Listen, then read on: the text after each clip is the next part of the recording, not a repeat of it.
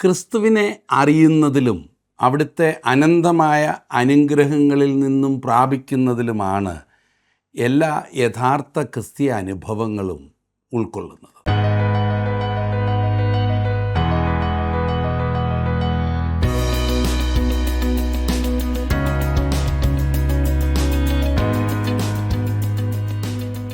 ഞങ്ങളുടെ എല്ലാ സ്നേഹിതരെയും ജീവസന്ദേശത്തിൻ്റെ ഫിലിപ്പർക്ക് എഴുതിയ ലേഖന പഠനത്തിലേക്ക് സ്വാഗതം ചെയ്യുന്നു.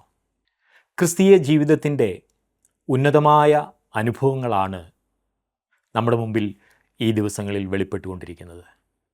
നാം അനുഭവിക്കാത്ത കാര്യങ്ങൾ എത്ര വാക്ചാതുര്യത്തോടെ അവതരിപ്പിച്ചാലും മറ്റുള്ളവർക്ക് അത് പ്രയോജനപ്പെടണമെന്നില്ല. ക്രിസ്തുവിനോട് കൂടെയുള്ള ജീവിതത്തിൻ്റെ മാധുര്യം അനുഭവിച്ചറിഞ്ഞ പൗലോസ് ഫിലിപ്പിയ സഭയ്ക്ക് എഴുതിയ ഈ കത്ത് നമ്മുടെ ജീവിതത്തിലും ആത്മാവും ജീവനുമായി വ്യാപരിക്കട്ടെ എന്ന് ഞങ്ങൾ പ്രാർത്ഥിക്കുന്നു. ഫിലിപ്പിയർക്ക് എഴുതിയ ലേഖനം 3-ാം അധ്യായം 10 മുതൽ 14 വരെയുള്ള വചനങ്ങൾ ഞങ്ങളോടൊപ്പം ശ്രദ്ധിച്ചാലും.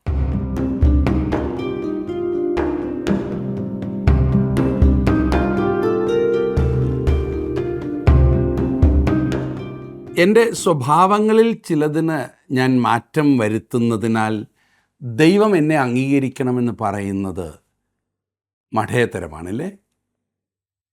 ദൈവത്തിൽ നിന്നും മാത്രമാണ് നീതി വരുന്നത്. ക്രിസ്തുവിൽ ആശ്രയിക്കുന്നത് മാത്രമാണ് നമ്മെ നീതിമാന്മാരാക്കുന്നത്. അവിടുത്തെ പൂർണ്ണമായും നീതി അവൻ നമുക്ക് നൽകിയിട്ട് അതിന് പകരമായി നമ്മുടെ പാപവും കുറവുകളും അവൻ ഏറ്റെടുത്തു. ഈ മാർഗത്തിലൂടെ അല്ലാതെ ദൈവത്താൽ അംഗീകരിക്കപ്പെടുവാൻ വേറൊരു മാർഗവുമില്ല. തൻ്റെ ജീവിതത്തിലൂടെ വിശുദ്ധ പൗലോസ് ഇത് വ്യക്തമാക്കുന്നത് നമുക്ക് ഈ ദിവസങ്ങളിൽ പഠിക്കുന്ന ഭാഗത്തു നിന്നും കാണാവുന്നതാണ്. ഫിലിപ്പി ലേഖനം 3-ാം അധ്യായത്തിൻ്റെ 10-ാം വാക്യം വരെ നാം ചിന്തിച്ചു കഴിഞ്ഞു. എന്നാൽ 9 മുതൽ 11 വരെയുള്ള വാക്യങ്ങൾ ഒരുമിച്ച് ഒരു നിർത്തില്ലാതെ ഫുൾ സ്റ്റോപ്പില്ലാതെ ഒരുമിച്ച് കൊടുത്തിരിക്കുന്നതിനാൽ നാം ഇത് ഒരുമിച്ച് ഒന്നുകൂടി ചിന്തിക്കേണ്ടിയിരിക്കുന്നു. എല്ലാമില്ല, പ്രത്യേകിച്ച് 10-11 വാക്യങ്ങൾ. 9 മുതൽ ഞാനൊന്ന് വായിക്കാം. ഫിലിപ്പി ലേഖനം 3-ാം അധ്യായത്തിൻ്റെ 9-ാം വാക്യം. ഞാൻ ക്രിസ്തുവിനെ നേടേണ്ടതിനും ന്യായപ്രമാണത്തിൽ നിന്നുള്ള എൻ്റെ സ്വന്തം നീതിയല്ല, ക്രിസ്തുവിങ്കലുള്ള വിശ്വാസം മൂലം ദൈവം വിശ്വസിക്കുന്നവർക്ക് നൽകുന്ന നീതി തന്നെ ലഭിച്ച് അവനിൽ ഇരിക്കേണ്ടതിനും അവൻ്റെ മരണത്തോട് അനുരൂപപ്പെട്ടിട്ട് അവനെയും അവൻ്റെ പുനരുത്ഥാനത്തിൻ്റെ ശക്തിയെയും അവൻ്റെ കഷ്ടാനുഭവങ്ങളുടെ കൂട്ടായ്മയെയും അനുഭവിച്ചറിയേണ്ടതിനും ഇങ്ങനെ വല്ല വിധേനയും മരിച്ചവരുടെ ഇടയിൽ നിന്നുള്ള പുനരുത്ഥാനം പ്രാപിക്കണമെന്നു വെച്ചും ഞാൻ അവൻ്റെ നിമിത്തം എല്ലാം ഉപേക്ഷിച്ച് ചവറ് എന്നെണ്ണുന്നു. ഈ 10-11 വാക്യങ്ങളിൽ നാം വായിച്ച ഭാഗം നോക്കുമ്പോൾ വളരെ വളരെ പ്രധാനപ്പെട്ടതായ ഒരു വസ്തുതയാണ് അവിടെ വിശുദ്ധ പൗലോസ് വിവരിക്കുന്നത്. തൻ്റെ ജീവിതത്തിൻ്റെ ലക്ഷ്യമെന്താണ്? വിശ്വാസത്താൽ രക്ഷിക്കപ്പെട്ടിരിക്കുന്നു എന്നതിൻ്റെ അർത്ഥം ജീവിത നടപ്പിനും പ്രവർത്തനത്തിനും യാതൊരു ലക്ഷ്യബോധവും ഉത്തേജനവും ഇല്ലാത്തതായി തീരുക എന്നാണെന്ന് ചിലർ ചിന്തിക്കുന്നുണ്ട്.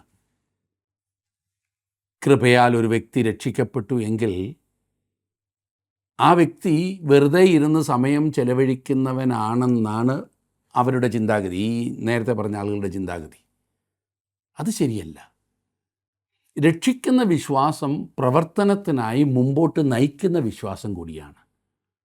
യാക്കോബ് തൻ്റെ ലേഖനത്തിൽ പറഞ്ഞിരിക്കുന്നത്, എന്നാൽ ഒരുത്തൻ നിനക്ക് വിശ്വാസമുണ്ട് എനിക്ക് പ്രവൃത്തികളുണ്ട് എന്ന് പറയുമായിരിക്കും. നിൻ്റെ വിശ്വാസം പ്രവൃത്തികൾ കൂടാതെ കാണിച്ചു തരിക, ഞാനും എൻ്റെ വിശ്വാസം പ്രവൃത്തികളാൽ കാണിച്ചു തരാം.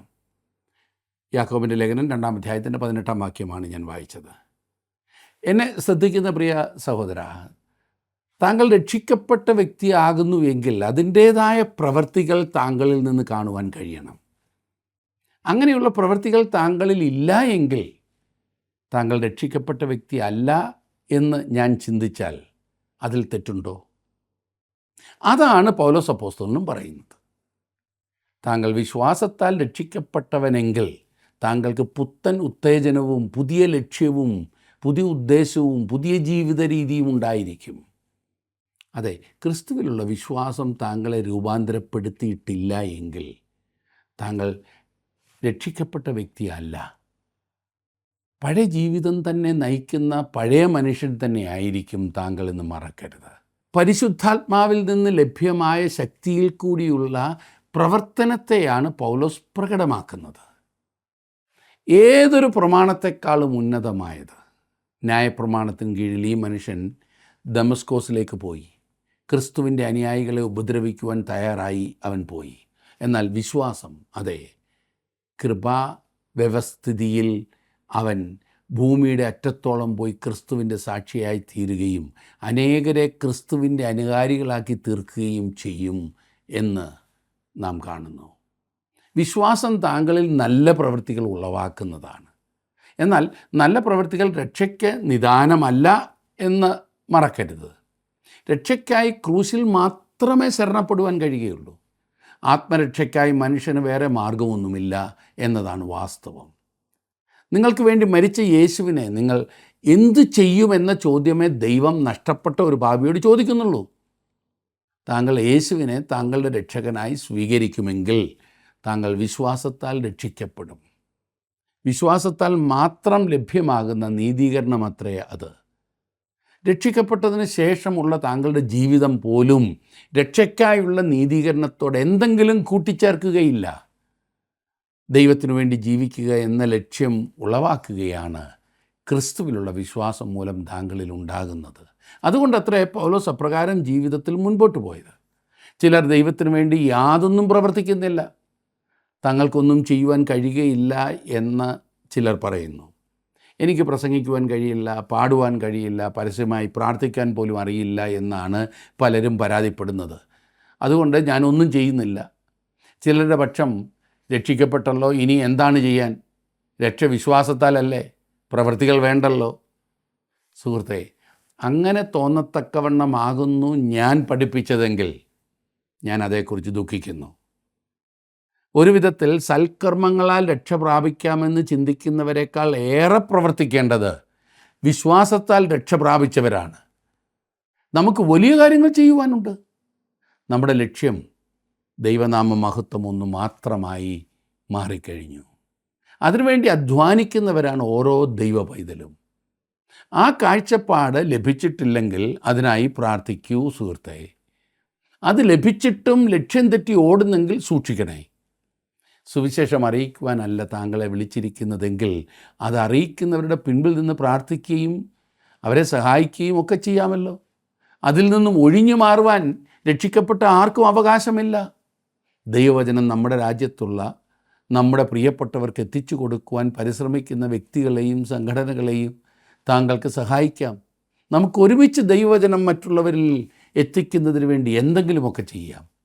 അത് വളരെ പ്രധാനപ്പെട്ടതാണ്. ജീവിക്കുന്നിടത്തോളം കാലം ദൈവനാമ മഹത്വത്തിനു വേണ്ടി പ്രവർത്തിക്കുക എന്നതായിരിക്കണം കർത്താവായ യേശു ക്രിസ്തുവിലൂടെ രക്ഷാനിർണയം പ്രാപിച്ച ഓരോ വ്യക്തിയുടെയും ഉദ്ദേശം. ദൈവത്തിനു വേണ്ടി പ്രവർത്തിക്കുവാനുള്ള പ്രചോദനം ക്രിസ്തുവിലുള്ള വിശ്വാസം നമ്മിൽ ഉളവാക്കുന്നു. ക്രിസ്തുവിനെ അനുഭവിച്ചറിയേണ്ടതിന് എന്ന് നാം വായിക്കുന്നു. ജീവിതാന്ത്യത്തിലും ക്രിസ്തുവിനെ അറിയണമെന്നുള്ളത് പൗലോസ് അപ്പോസ്തലൻ്റെ അഭിലാഷമായിരുന്നു.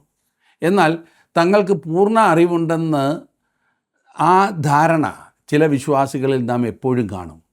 എന്നാൽ ലോകം ഇന്നുവരെ കണ്ടിട്ടുള്ളതിലേക്കും ഏറ്റവും ശ്രേഷ്ഠനായ ആ സുവിശേഷ പ്രസംഗകൻ പോലും തൻ്റെ ജീവിതത്തിൻ്റെ അന്ത്യനാളുകളിൽ പറഞ്ഞത് ക്രിസ്തുവിനെ അറിയണമെന്നുള്ളതാണ് എൻ്റെ ജീവിതാഗ്രഹം.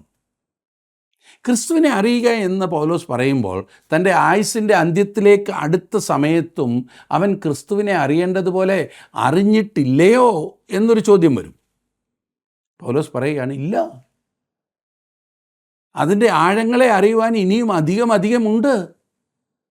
ക്രിസ്തുവിൻ്റെ ആളത്വം, അവൻ്റെ പുനരുത്ഥാനം, അവൻ്റെ ശക്തി, ഇവ അറിയുക എന്നതായിരുന്നു പൗലോസിൻ്റെ താല്പര്യം. അറിയുക എന്ന ഈ പ്രയോഗത്തിൽ തന്നെ യഥാർത്ഥ മതത്തിൻ്റെ ഉള്ളടക്കം നമുക്ക് ദർശിക്കാവുന്നതാണ്. ക്രിസ്തുവിനെ അറിയുന്നതിലും അവിടുത്തെ അനന്തമായ അനുഗ്രഹങ്ങളിൽ നിന്ന് പ്രാപിക്കുന്നതിലുമാണ് എല്ലാ യഥാർത്ഥ ക്രിസ്തീയ അനുഭവങ്ങളും ഉൾക്കൊള്ളുന്നത്. ദൈവസ്നേഹവും ദൈവകൃപയും ദൈവശക്തിയും എല്ലാം നമ്മുടെ മുഴുവൻ ഗ്രഹണശക്തിയെയും അവ അനുഭവിക്കുന്ന ഏറ്റവും ഉയർന്ന അവസ്ഥയെയും അതിജീവിക്കുന്നതാകയാൽ ഒരു ദൈവപൈതലിൻ്റെ വിശ്വാസ ജീവിതത്തെ ക്രിസ്തുവിൻ്റെ സമ്പൂർണതയുടെ പുതിയതും എന്നും വ്യക്തമായിക്കൊണ്ടിരിക്കുന്ന ഉൾക്കാഴ്ചയോടുകൂടിയതുമായൊരു നീണ്ട നിരയായി പ്രതിനിധീകരിക്കാവുന്നതാണ്. അവൻ എന്തായിരിക്കുന്നു എന്നും അവനിൽ ആശ്രയിക്കുന്ന ആ വ്യക്തിക്ക് വേണ്ടി അവന് ചെയ്യുവാൻ സാധിക്കുന്നതും നിരന്തരമായും ആവർത്തിച്ചും അറിയുന്ന അവസ്ഥയാണ് ഈ അറിവ്. ഇത് അനുഭവിക്കുന്നവർ അറിയാതെ തുള്ളിച്ചാടും.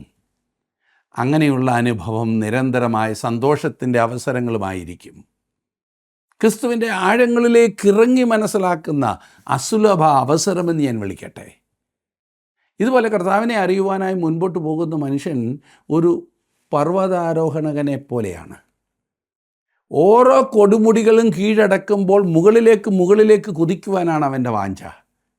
അങ്ങനെ കയറുമ്പോൾ തനിക്ക് ചുറ്റുമുള്ള പുതിയതും വിശാലവുമായ പ്രകൃതി ദൃശ്യത്താൽ അവൻ സന്തുഷ്ടനായിരിക്കും. ഇവിടെ പറയുന്നത് ഒരു യോഗിയുടെ സ്വപ്നത്തിലുള്ള അറിവല്ല, സാധാരണ നാം കേൾക്കുന്ന ജ്ഞാനമല്ല. നമ്മുടെ എല്ലാം പ്രവർത്തനങ്ങളെയും ശുദ്ധീകരിക്കുകയും തൻ്റെ സ്വഭാവത്തോട് നമ്മുടേതിനെ അനുരൂപമാക്കുകയും ചെയ്യുന്ന രക്ഷകൻ്റെ സ്നേഹനിർഭരമായ, ഉത്തേജിപ്പിക്കുന്ന, വിശുദ്ധീകരിക്കുന്ന അറിവാണ്. തുടർന്നുള്ള വാക്യങ്ങളിൽ ഈ അറിവ് പൗലോസിൻ്റെ ജീവിതത്തിൽ ചെയ്ത അത്ഭുത പ്രവൃത്തികൾ നമുക്ക് കാണാവുന്നതത്രേ. താൻ കൂടുതൽ അറിയുവാനായി ആഗ്രഹിക്കുന്ന വേറൊരു കാര്യം ക്രിസ്തുവിൻ്റെ പുനരുത്ഥാനത്തിൻ്റെ ശക്തിയാകുന്നു. ഒരു ക്രിസ്തു വിശ്വാസിക്ക് ഈ വാക്കുകൾ എത്ര അർത്ഥപൂർണമാകുന്നു എന്ന് ഓർക്കണം. ക്രിസ്തുവിൻ്റെ പുനരുത്ഥാനം നമുക്ക് നൽകിയത് എന്തൊക്കെയാണെന്ന് തിരുവചനത്തിൽ രേഖപ്പെടുത്തിയിട്ടുണ്ട്. ഒന്ന്, അത് നമുക്ക് ജീവൻ നൽകിയെന്ന് യോഹന്നാൻ എഴുതുമ്പോൾ 14-ാം അധ്യായത്തിന്, യോഹന്നാൻ എഴുതിയ സുവിശേഷം 14-ാം അധ്യായത്തിൻ്റെ 19-ാം വാക്യത്തിൽ പറയുന്നുണ്ട്. 2, അത് നമുക്ക് സമാധാനം നൽകിയെന്ന് യോഹന്നാൻ എഴുതിയ സുവിശേഷം 20-ാം അധ്യായത്തിൻ്റെ 19-20 വാക്യങ്ങളിൽ പറയുന്നുണ്ട്. 3, ക്രിസ്തുവിൻ്റെ പുനരുത്ഥാനം നമുക്ക് പ്രത്യാശ നൽകിയെന്ന് പത്രോസിൻ്റെ 1-ാം ലേഖനം 1-ാം അധ്യായത്തിൻ്റെ 3-ാം വാക്യത്തിൽ നാം വായിക്കുന്നു. അതുമാത്രമല്ല, ക്രിസ്തുവിൻ്റെ പുനരുത്ഥാനം നമുക്ക് വിശുദ്ധി നൽകിയെന്ന് റോമാലേഖനം 6-ാം അധ്യായത്തിൻ്റെ 4-ാം വാക്യത്തിൽ നാം വായിക്കുന്നു. വേറൊരു വിധത്തിൽ പറഞ്ഞാൽ ക്രിസ്തുവിൻ്റെ പുനരുത്ഥാനം നമുക്ക് ഒന്ന് നമ്മുടെ നീതീകരണത്തിൻ്റെ തെളിവാണ്.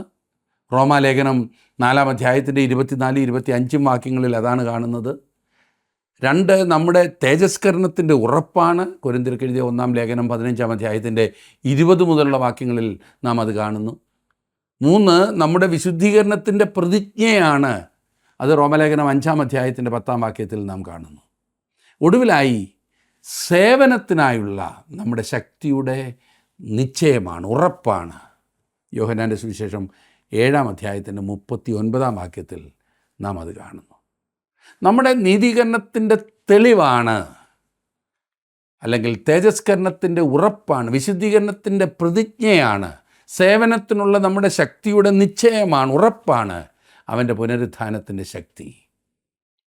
മരണം, പാപം, ലോകം, ജഡം, പിശാച് എന്നിവയെല്ലാം അതിജീവിക്കുവാൻ നമ്മെ ശക്തീകരിക്കുന്നതാണ് പുനരുത്ഥാനത്തിൻ്റെ ശക്തി. അതിൻ്റെ അർത്ഥം ആദ്യോടന്തം വിജയമെന്നത്രേ. അവൻ്റെ പുനരുത്ഥാനത്തിൻ്റെ ശക്തി നമുക്ക് ആദ്യോടന്തം വിജയം നൽകുന്നതാണ്. ഈ ശക്തിയുടെ മുൻപിൽ ബുദ്ധിമുട്ടുകളുടെ കല്ലുകൾ ഉരുണ്ടു മാറി, പൂട്ടിക്കിടന്നിരുന്ന വാതിലുകൾ തുറന്നു, അവിശ്വാസം ഓടിമറഞ്ഞു, ലോകം മുഴുവൻ കുലുങ്ങി. ഈ ശക്തി അപാര ശക്തിയായിരുന്നു. ഇന്നും ആ ശക്തി വിശ്വസിക്കുന്ന, തന്നിൽ ആശ്രയിക്കുന്ന ഏതൊരു ദൈവപൈതലിനും ലഭ്യമാണ്. എത്ര വലിയ അനുഭവമാണല്ലേ! ഒരു വിശ്വാസിയുടെ ജീവിതത്തിൽ ആ ശക്തിയുടെ സാധ്യതയ്ക്ക് അതിരില്ല. സുഹൃത്തെ, എഫെസ്യർ ലേഖനം 1-ാം അധ്യായത്തിൻ്റെ 19 മുതൽ 23 വരെയുള്ള വാക്യങ്ങളിൽ അതിൻ്റെ വ്യാപ്തി നാം വായിക്കുന്നുണ്ട്. ഞാൻ ആ ഭാഗം വായിക്കുന്നില്ല, നിങ്ങളെടുത്ത് വായിച്ചാൽ മതി. ജീവിതത്തിലെ പരീക്ഷകളെയും പ്രതിസന്ധികളെയും അതിജീവിക്കുവാൻ ഇതാ അവൻ്റെ പുനരുത്ഥാനത്തിൻ്റെ ശക്തി നമുക്കായി തന്നിരിക്കുന്നു. അവിടുത്തെ കഷ്ടാനുഭവങ്ങളുടെ കൂട്ടായ്മയെയും എന്ന് നാം തുടർന്ന് വായിക്കുന്നു. അവൻ്റെ കഷ്ടാനുഭവങ്ങളുടെ കൂട്ടായ്മ നാം എത്രമാത്രം അനുഭവിച്ചറിയേണ്ടതാണ്. ക്രിസ്തു നമുക്ക് വേണ്ടി എത്രമാത്രം കഷ്ടപ്പാടുകൾ സഹിച്ചു. അവൻ എനിക്ക് വേണ്ടി എത്രയും അധികം കഷ്ടം സഹിച്ചപ്പോൾ എനിക്ക് അവൻ്റെ കഷ്ടാനുഭവങ്ങളിൽ കൂട്ടാളിയാകണം. ക്രിസ്തുവിനെ അറിയുന്നതും അവൻ്റെ വീണ്ടെടുപ്പിൻ്റെ പ്രവൃത്തി അറിയുന്നതും നിത്യതയിലേക്ക് നമ്മെ ഒരുക്കുന്നതാണ്. യേശുവിലൂടെ ഉത്ഭുതമാകുന്ന പുനരുത്ഥാന ശക്തി എപ്പോഴും ലഭ്യമാണ്. എന്നാൽ അത് വളരെ വില കുറഞ്ഞ ഒന്നായി പുതിയ നിയമത്തിൽ ഒരിടത്തും പ്രസ്താവിക്കുന്നില്ല. പുനരുത്ഥാന ശക്തിയുടെ ലഭ്യത ആശ്രയിച്ചിരിക്കുന്നത് അവിടുത്തെ കഷ്ടാനുഭവങ്ങളുടെ കൂട്ടായ്മയിലാണ്. വിശ്വാസത്തിന് വേണ്ടി കഷ്ടത അനുഭവിക്കുന്നത് ഒരു ശിക്ഷയല്ല, പിന്നെയോ അവകാശമാണ്. യേശുവിൻ്റെ പ്രവൃത്തിയിലും ഉദ്ദേശത്തിലും നാം അങ്ങനെ പങ്കാളികളായി തീരുകയാണ്. ക്രിസ്തുവിനെയും അവൻ്റെ പുനരുത്ഥാനത്തിൻ്റെ ശക്തിയെയും അറിയേണ്ടതിനായി പൗലോസ് സകലവും ഉപേക്ഷിച്ചു. അതായത് അവൻ്റെ കുടുംബം, കൂട്ടുകാർ, സ്വാതന്ത്ര്യം പോലും സന്യസിക്കുവാൻ പോയി എന്ന അർത്ഥത്തിലല്ല. തൻ്റെ ലക്ഷ്യത്തിൽ നിന്നും തന്നെ പിന്തിരിപ്പിക്കുവാനുള്ള ഒന്നിനെയും അവൻ അനുവദിച്ചില്ല എന്ന് ചുരുക്കം. ഈ അറിവും ഈ ശക്തിയും ഇന്ന് നമുക്ക് ലഭ്യമാണ്. എന്നാൽ അത് പൂർണ്ണമായി ആസ്വദിക്കുവാൻ നാം ത്യാഗം ചെയ്യേണ്ടതുണ്ട്.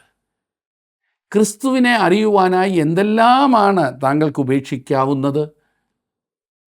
ഓരോ ദിവസവും കുറേ സമയം പ്രാർത്ഥനയ്ക്കും ബൈബിൾ പഠനത്തിനും വേറിട്ട് നൽകരുതോ?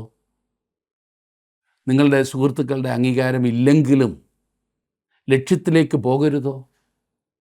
താങ്കളുടെ ചില പദ്ധതികളും സന്തോഷങ്ങളും എന്തായിരുന്നാൽ തന്നെയും ക്രിസ്തുവിനെ അറിയുവാൻ എന്ത് ത്യാഗം സഹിക്കേണ്ടി വന്നാലും അത് നഷ്ടമല്ല. വല്ല വിധേനയും മരിച്ചവരുടെ ഇടയിൽ നിന്നുള്ള പുനരുത്ഥാനം നാം പ്രാപിക്കണം. പൗലോസിൻ്റെ ആഗ്രഹം അതായിരുന്നു. വല്ല വിധേനയും എന്ന് പൗലോസ് പറഞ്ഞിരിക്കുന്നതിന് സഭയെ ചേർക്കുവാൻ കർത്താവ് മധ്യാകാശത്തിൽ വരുന്നതിൽ പൗലോസിന് സംശയമുണ്ടെന്നല്ല അർത്ഥമാക്കുന്നത്. പൗലോസ് തൻ്റെ ജീവിതത്തിൽ പൂർണ്ണതയിൽ എത്തിച്ചേർന്നു എന്ന് ഒരിക്കലും അവകാശപ്പെട്ടിരുന്നില്ല. എന്നാൽ സഭയുടെ ഉൾപ്രാപണത്തിൽ എന്ന് പറഞ്ഞാൽ മധ്യാകാശത്തിലെ കർത്താവിൻ്റെ വരവിൽ തനിക്കും പങ്കുണ്ട് എന്ന വസ്തുതയാണ് പൗലോസ് ഇവിടെ അവതരിപ്പിക്കുന്നത്. കർത്താവിൻ്റെ പ്രത്യക്ഷത തന്നെ ഈ ലോകത്തിൽ നിന്ന് എടുത്തു മാറ്റുന്നതായിട്ടല്ല, അത് അവൻ്റെ സന്നിധിയിൽ എത്തിക്കുന്നതത്രേ എന്നാണ് പൗലോസ് പറയുന്നത്. ഞാൻ ഈ 12-ാം വാക്യം വായിക്കാം. അവിടെ നാം വായിക്കുന്നത്, ലഭിച്ചു കഴിഞ്ഞു എന്നോ തികഞ്ഞവനായി എന്നോ അല്ല, ഞാൻ ക്രിസ്തു യേശുവിനാൽ പിടിക്കപ്പെട്ടിരിക്കുന്നത് കൊണ്ട് എനിക്കും അത് പിടിക്കാമോ എന്ന് വെച്ച് പിന്തുടരുന്നതേ ഉള്ളൂ. പൂർണ്ണതയിൽ എത്തിച്ചേർന്നിട്ടില്ല, തികഞ്ഞവനായിട്ടില്ല എന്ന ചിന്ത പൗലോസിനെ ആ വഴിക്കുള്ള മുന്നേറ്റത്തിൽ നിന്ന് പിന്തിരിപ്പിച്ചില്ല. പൂർണ്ണത എന്നാൽ തികഞ്ഞ പക്വത എന്ന അർത്ഥമാണുള്ളത്. ആ അവസ്ഥയിൽ താൻ ആയിരിക്കുന്നു എന്ന് പൗലോസ് കരുതിയില്ല. കൃപയിലും നമ്മുടെ കർത്താവും രക്ഷിതാവുമായി യേശുക്രിസ്തുവിൻ്റെ പരിജ്ഞാനത്തിലും വളരുവീനെന്ന് പത്രോസ് അപ്പോസ്തലൻ 2 പത്രോസ് 3:18 പറഞ്ഞിരിക്കുന്നതിനോട് പൗലോസ് യോജിക്കുന്നതാണ് ഈ വാക്യങ്ങൾ. ഇനിയും 13ഉം 14ഉം വാക്യങ്ങൾ നോക്കിക്കാട്ട്, സഹോദരന്മാരെ, ഞാൻ പിടിച്ചിരിക്കുന്നു എന്ന് നിരൂപിക്കുന്നില്ല. ഒന്ന് ഞാൻ ചെയ്യുന്നു, പിൻപിലുള്ളത് മറന്നും മുൻപിലുള്ളതിന് ആഞ്ഞും കൊണ്ട് ക്രിസ്തു യേശുവിൽ ദൈവത്തിൻ്റെ പരമവിളിയുടെ വിരുദ്ധനായി ലാക്കിലേക്ക് ഓടുന്നു. ഞാൻ പിടിച്ചിരിക്കുന്നു എന്ന് നിരൂപിക്കുന്നില്ല. താൻ ലക്ഷ്യപ്രാപ്തിയിലായിട്ടില്ല എന്നാണ് പൗലോസ് പറയുന്നതിൻ്റെ അർത്ഥം. എത്രയോ ക്രിസ്തു വിശ്വാസികൾ തങ്ങളുടെ അജ്ഞതയിൽ തങ്ങൾ ലക്ഷ്യത്തിൽ എത്തിച്ചേർന്നു പോയി എന്ന ചിന്തയോടിരിക്കുന്നുണ്ട്. സകലവും തങ്ങൾക്കറിയാമെന്ന വിചാരമാണ് ഈ പ്രിയപ്പെട്ടവർക്കുള്ളത്. ഈ ഒരു കാര്യം ഞാൻ ചെയ്യുന്നു, പൗലോസ് പറയുകയാണ്. ജീവിതത്തിൽ അനേകം കാര്യങ്ങളെക്കുറിച്ച് ചിന്തിച്ച് കാര്യം കുഴപ്പം പിടിച്ചതാക്കാതിരിക്കുവാൻ ശ്രമിക്കുക. പൗലോസ് പറയുകയാണ്, പിൻപിലുള്ളത് മറന്നും എന്ന് പറഞ്ഞാൽ കഴിഞ്ഞ കാലത്തെ അതിൻ്റെ സകല തെറ്റുകളോടും കൂടെ പൗലോസ് ഉപേക്ഷിച്ച് കളയുകയാണ് ചെയ്യുന്നത്. കാരണം അത് അവൻ്റെ ഭാവി ഫലമില്ലാത്തതാകുവാൻ ഇടയാക്കരുത്. താൻ വളർച്ച പ്രാപിക്കുകയും പുരോഗമിക്കുകയും ചെയ്യുന്നതായ ഭാവിയെക്കുറിച്ചുള്ള പ്രത്യാശയിലാണ് പൗലോസ് ഇപ്പോൾ ജീവിക്കുന്നത്. നാളെക്കുറിച്ച് നിങ്ങൾ ഇന്നലെ വ്യാകുലപ്പെട്ട ദിവസമാണ് ഇന്നത്തേത് എന്നാരോ പറഞ്ഞിരിക്കുന്നത് എത്രയോ ശരിയുമാണല്ലേ? എത്ര പ്രാവശ്യം നാം നമ്മുടെ സ്വയം മുഴുവൻ അങ്ങനെ വ്യാകുലപ്പെട്ട് കളഞ്ഞു. ഇവിടെ പറയുന്നു, പരമവിളിയുടെ വിരുദിനായി ഞാൻ ലാക്കിലേക്ക് ഓടുന്നു എന്ന്. വിരുദ്, സമ്മാനത്തിനു വേണ്ടി ഓടുന്ന ഒരു ഓട്ടക്കാരനോടാണ് പൗലോസ് തന്നെ ഉപമിക്കുന്നത്. പൗലോസ് അപ്പോസ്തലൻ അന്നത്തെ ഒളിമ്പിക് കളികൾ കണ്ടിരിക്കാൻ ഇടയുണ്ട് എന്നത്ര ഞാൻ ചിന്തിക്കുന്നത്. അത് കാണുവാനുള്ള എല്ലാ അവസരങ്ങളും അവനുണ്ടായിരുന്നു എന്ന കാര്യം നാം ഓർത്തിരിക്കേണ്ടതത്രേ. എഫെസോസിൽ അവനായിരുന്നപ്പോൾ 100,000 പേർക്ക് ഇരിക്കുവാൻ കഴിയുന്ന ഒരു സ്റ്റേഡിയം അവിടെ ഉണ്ടായിരുന്നു. അവിടെ പലപ്പോഴും ഒളിമ്പിക് ഗെയിംസ് നടന്നിട്ടുണ്ട് എന്ന് ചരിത്രം പറയുന്നു. പൗലോസ് അപ്പോസ്തലൻ 3 വർഷക്കാലം എഫെസോസിൽ പാർത്തിരുന്നു. പൗലോസ് കളിസ്ഥലത്ത് നിന്നുമുള്ള പല ഉദാഹരണങ്ങളും ഉപയോഗിച്ചിട്ടുള്ളതിനാൽ കളികൾ കണ്ടിരുന്നു എന്ന് വിശ്വസിക്കാവുന്നതത്രേ.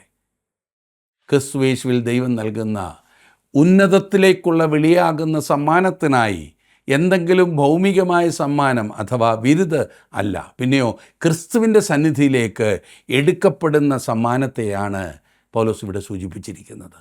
ദൈവത്തിൻ്റെ പരമവിളി അഥവാ ഉയരത്തിലേക്കുള്ള ദൈവവിളി എന്ന് തർജ്ജിമ ചെയ്യാവുന്നതാണ്. നാം അവൻ്റെ സന്നിധിയിൽ ചെന്ന് ചേരുവാൻ പോകുകയാണ്. തനിക്ക് ഭാവിയിൽ സംഭവിക്കുവാൻ പോകുന്ന കാര്യങ്ങൾ ഇവയാണെന്നത്രേ പൗലോസ് പറയുന്നത്.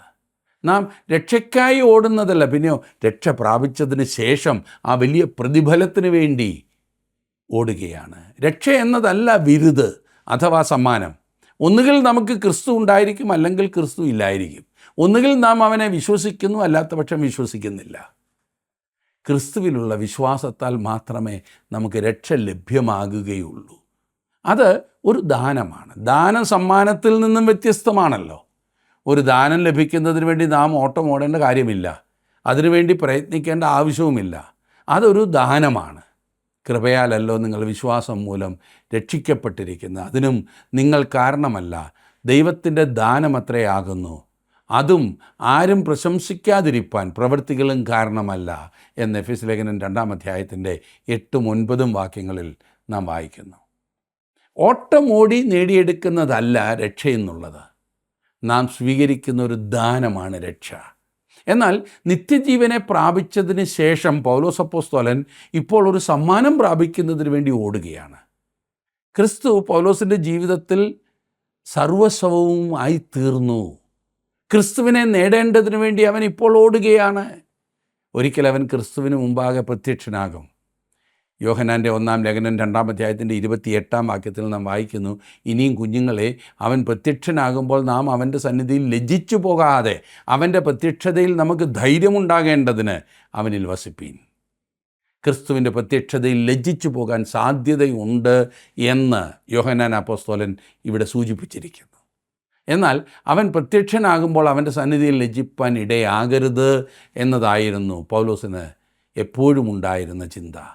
നാം നമ്മുടെ ജീവിതത്തിൻ്റെ കണക്ക് ക്രിസ്തുവിൻ്റെ ന്യായാസനത്തിൻ്റെ മുമ്പാകെ ബോധിപ്പിക്കേണ്ടതായി വരും. ഓട്ടക്കളത്തിലിറങ്ങി ക്രിസ്തുവിന് വേണ്ടി ജീവിത ഓട്ടം നാം ആരംഭിക്കേണ്ടതത്രേ. അവൻ പ്രത്യക്ഷനാകുമ്പോൾ നാം ലജ്ജിക്കേണ്ടി വരുമോ? ഈ ചോദ്യം നാം നമ്മോട് തന്നെ എപ്പോഴും ചോദിച്ചു കൊണ്ടിരിക്കണം. യോഹന്നാൻ അത് പറയുമ്പോൾ അതിനുള്ള സാധ്യതയുണ്ട് എന്നാണ് അവൻ സൂചിപ്പിക്കുന്നത്. നമ്മെ ആക്കിയിട്ടുള്ള സ്ഥാനങ്ങളിൽ വിശ്വസ്തയോടുകൂടെ ദൈവത്തിനു വേണ്ടി പ്രവർത്തിപ്പാൻ നാം നമ്മെ തന്നെ സമർപ്പിക്കാം. ദൈവം നിങ്ങളെ സമൃദ്ധിയായിട്ട് അനുഗ്രഹിക്കട്ടെ.